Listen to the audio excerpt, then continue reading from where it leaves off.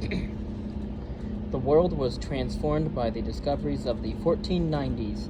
No longer on the sidelines of global affairs, Europe was becoming the world's engine. Decisions made in Madrid and Lisbon now echoed and reverberated thousands of miles away, as once they had done from Abbasid Baghdad, from Luoyang in Tang Dynasty China, from the Mongol capital at Karakoram, or from Timur's Samarkand. All roads now led to Europe. This left some deeply frustrated. None were more bitter than the English. It was bad enough that the treasuries of England's rivals multiplied overnight. What made it worse was the triumphal and tiring story that the gold and silver raining down on the Spanish crown was part of God's design. This was particularly painful following England's break with Rome. How great is the power that the divine majesty has placed in the hands of the kings of Spain, wrote one Jesuit priest in the 16th century. Spain's wealth has been ordained by the Lord on high, who both gives and takes away kingdoms from whoever and in whatsoever way he may wish. The message was that Protestant rulers should expect punishment for abandoning the true Catholic faith. With the Reformation in full swing, violence and oppression erupted across Europe between Catholics and Protestants. Rumors swirled of imminent military action against England, especially after the false dawn had passed following the death of Mary I, under whom it had seemed that the country would revert to adherence to Rome and accept papal authority. When her half-sister Elizabeth I took the throne in 1558, she had to walk a precarious tightrope between the competing religious demands of a vocal and powerful lobby group on the one hand, and insurrection by those who were disaffected, sidelined, or victimized in the atmosphere of intolerance on the other. Being all things to all men was made no easier by England's relative isolation on the fringes of Europe, given that it was on the British Isles. By the time that Pope Pius V issued a bull in 1570 entitled Regnans in Excelsis, declaring Elizabeth to be the pretended Queen of England and the servant of crime, and threatening to excommunicate any of her subjects who obeyed her laws, thoughts were turning to how to fight off an expected invasion when, rather than if, it came. Heavy investment was made in the Royal Navy to create a formidable and effective first line of defense. State-of-the-art dockyards were built, such as at Deptford and Woolwich on the Thames, where warships were designed and maintained with ever-increasing efficiency, which in turn helped revolutionize the construction of commercial vessels. Ships that could hold more cargo, travel faster, stay out at sea longer, and carry more crew and more powerful cannon began to be built. The doyen of shipwrights was Matthew Baker, himself the son of a master builder. He adopted mathematical and geometric principles set out in a seminal text entitled Fragments of Ancient English Shipwrightry, to create a new generation of ships for Queen Elizabeth. These designs were quickly adopted for commercial use, with the result that the number of English ships weighing 100 tons or more almost tripled in the 2 decades after 1560. The new generation of vessels quickly gained a reputation for their speed, for handling well, and for the formidable threat that they presented when encountered at sea. The fruits of the buildup of England's naval forces became apparent when Spain attempted to send a huge fleet to pick up troops from the Netherlands in the summer of 1518 for a full-blown invasion of England.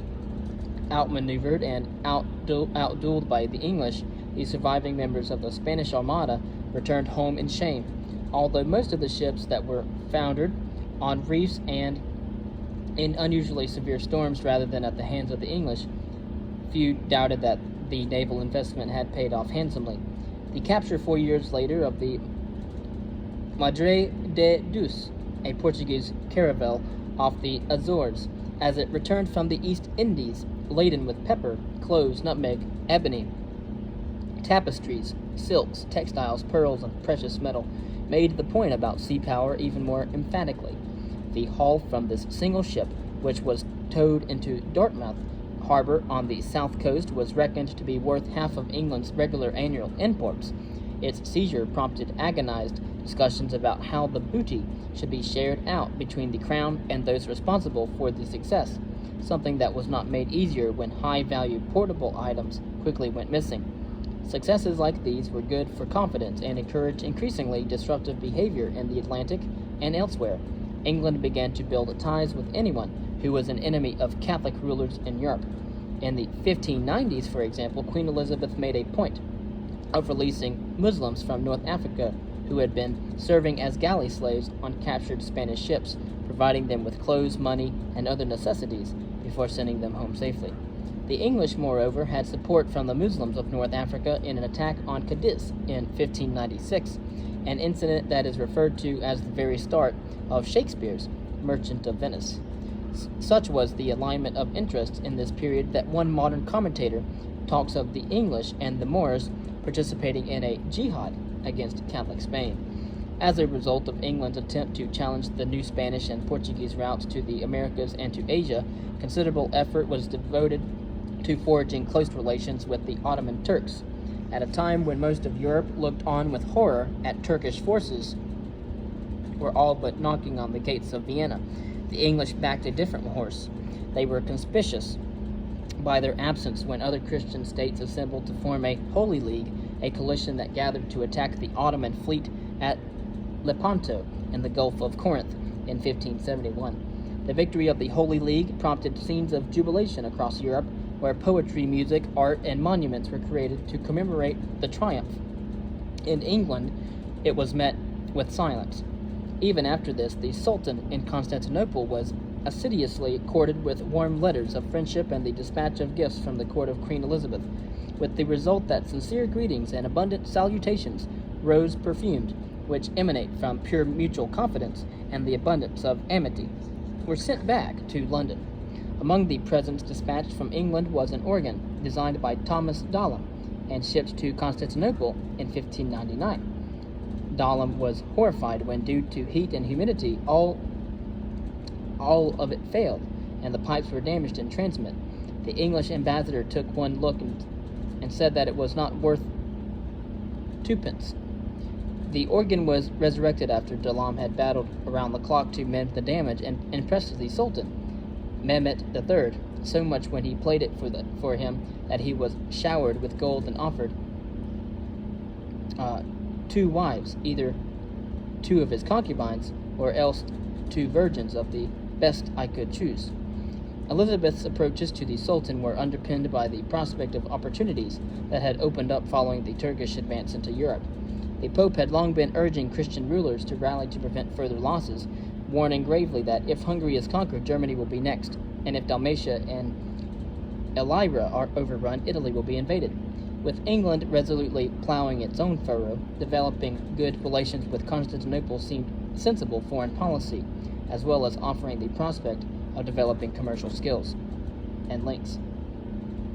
In this respect, it is striking that a formal trade agreement was made which gave English merchants in the Ottoman Empire privileges more generous than those according to any other nation. No less striking was the common language that was used in communication between Protestants and Muslims.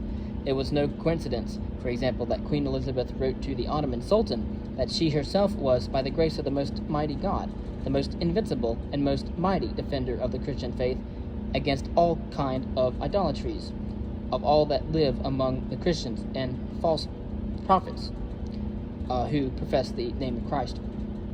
Ottoman rulers were equally alert to the opportunities to reach out to those who had split from the Catholic Church, underlining similarities in how they too interpreted the faith, especially when it came to visual images.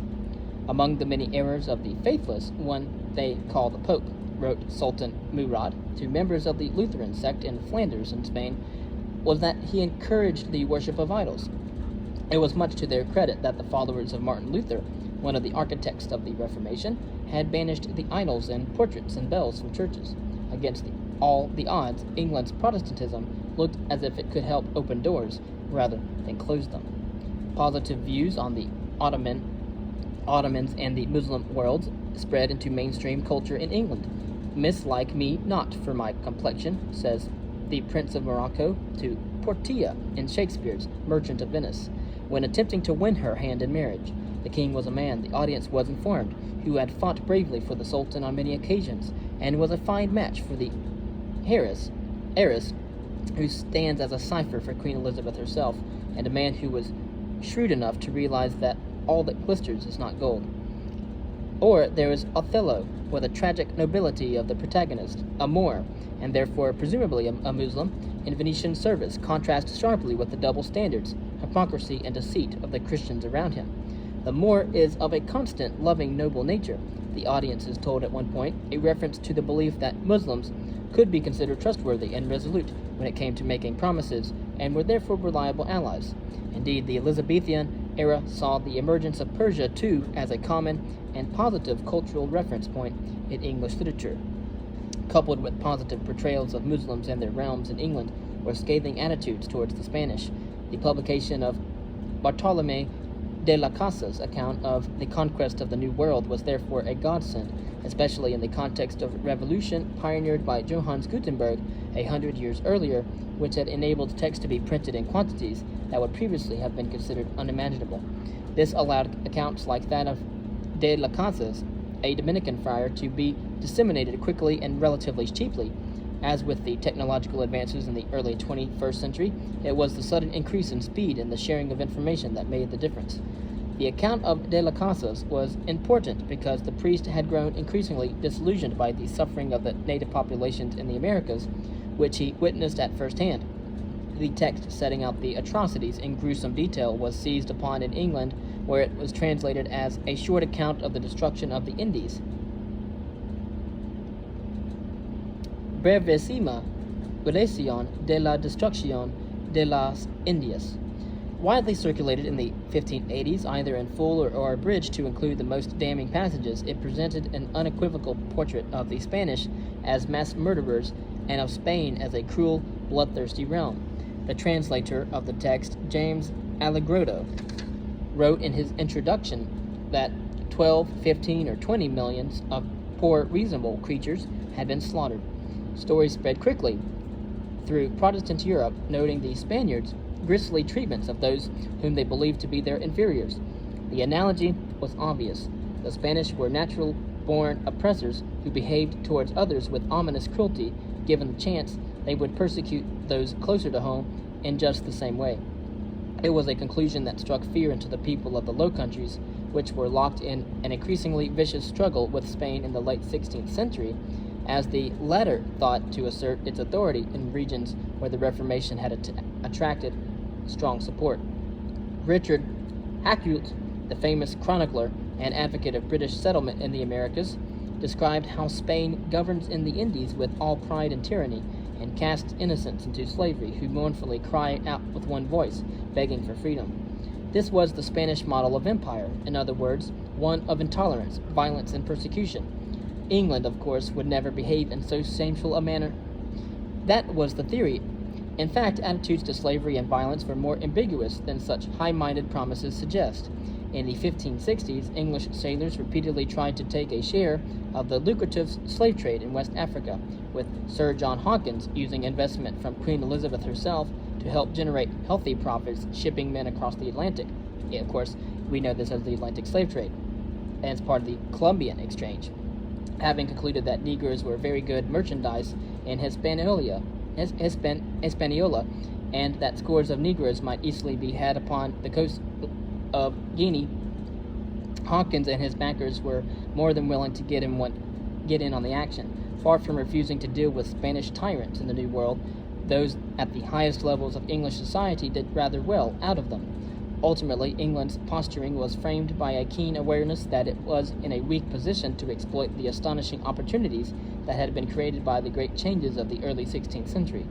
Religious dispute and misfortune, as well as unfortunate timing, had turned the country into the sworn enemy of the rising global power that Spain had become, leaving it poorly placed to benefit from the flood of riches coming from the Americas, or from the trade flowing into Venice through the Red Sea and the land routes from the east. Criticism of the Spanish was all very well, but it did little to hide the fact that the English were scavengers, grateful for whatever crumbs came their way. England was swarmage at this day with valiant youths, noted the writer Hitri Hakluyt, and thanks to a chronic lack of employment, was suffering from a woeful economic position. Would it not be wonderful, he asked, to put young men to work to create a navy capable of making this realm lord of all those seas of the world? Talk of ruling the waves was ambitious, but there was nothing wrong with dreaming. The English did not sit still while southern Europe boomed. Expeditions were dispatched in all directions to try to open up trade routes and build new networks of trade, transportation, and communication. Few delivered encouraging results. Missions led by Martin Frobisher to explore the Northwest Passage in the 1570s returned home without finding a hope for route to Asia, which was bad enough, but what made them positively embarrassing was that the large quantities of gold brought back from what is now Canada and trumpeted as discoveries to rival those made elsewhere in the Americas turned out to be nothing of the sort. The glittering metal was marcasite, or white iron pyrite, also known as fool's gold. There were other disasters. Attempts to reach China through the Barents Sea ended in tragedy. Sir Hugh Willoughby and his men found their vessel trapped by ice near Murmansk as winter set in. All, of course, froze to death, their bodies discovered the following year. According to the Venetian ambassador to London, they were frozen solid in various postures like statues, some seated in the act of writing, pen still in hand and spoon in mouth, others opening a locker. Further efforts to establish trade links with Russia in order to access goods from the east were hampered first by the fact that the English arrived at the moment that Ivan IV was at his most terrible, and second by the limitations of Russian commerce in Asia in the 16th century. Although this was about to expand dramatically, routes through to the Caspian and beyond were still too insecure for merchants to pass safely. Even heavily guarded caravans were liable to be picked off by bandits. Merchants were also sent to Persia on several occasions in the 1560s in a rather desperate bid to establish commercial links there. Usually carrying documents from Queen Elizabeth promising friendship and alliance, the envoys requested privileges from the Shah upon an honest intent to establish trade of merchandise with your subjects and with other strangers trafficking in your realms. So, anxious were the English to gain concessions that traders were under strict instructions not to talk about religion after being wrong-footed in their responses when challenged about the relative virtues of Islam and Christianity by their devout Muslim hosts.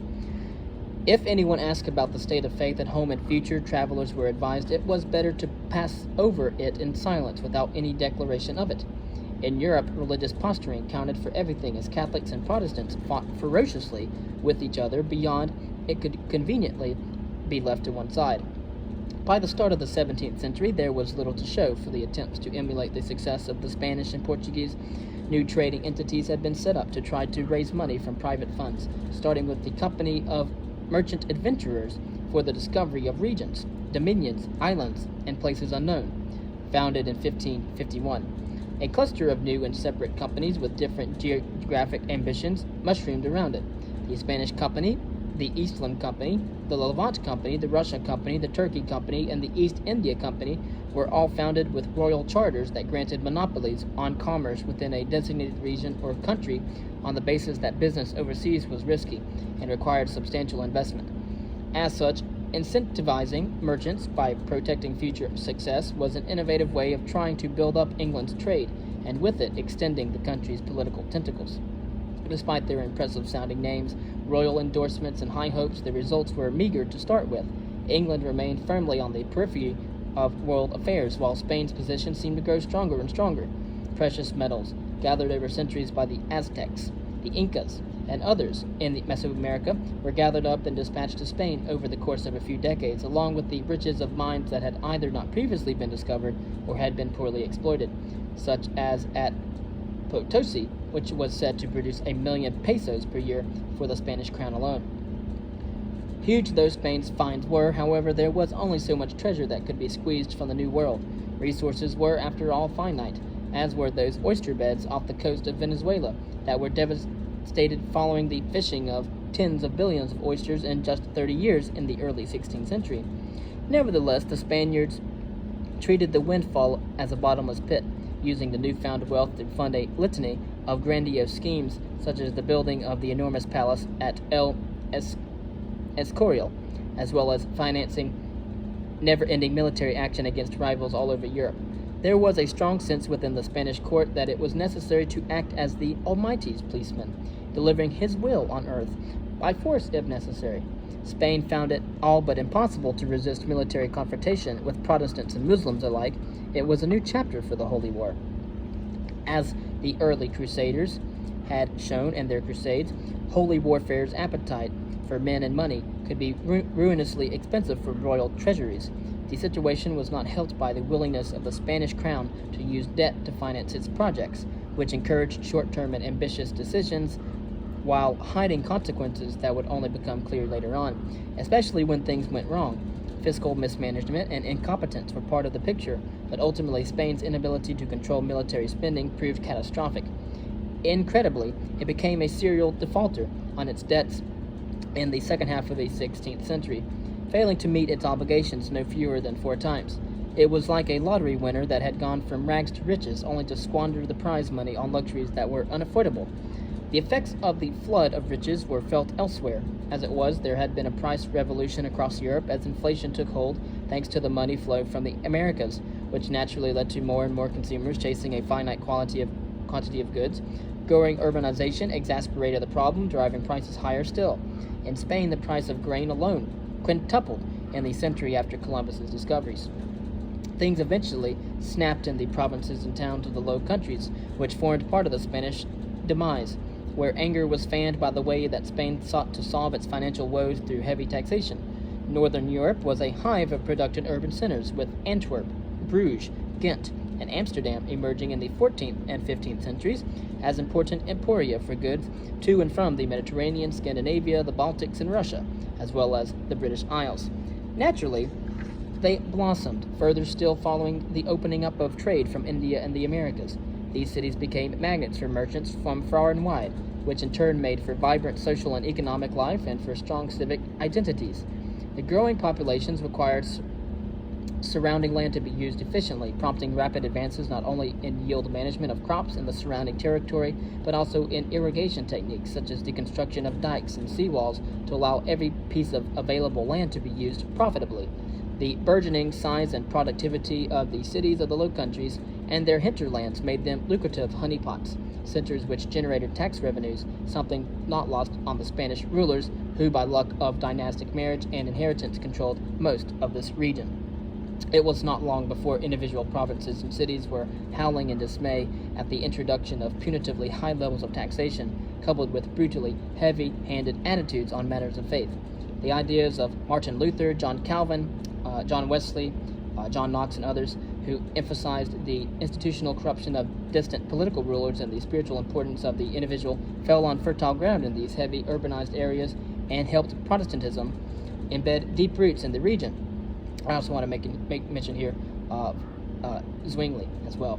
Economic and religious persecution proved a powerful cocktail for fomenting revolt and eventually led to the Union of Utrecht of 1581, a declaration of independence by what became the Union of 7 Provinces, effectively the Dutch Republic. The Spanish responded with a show of force, together with an embargo on trade across the Low Countries that began in 1585.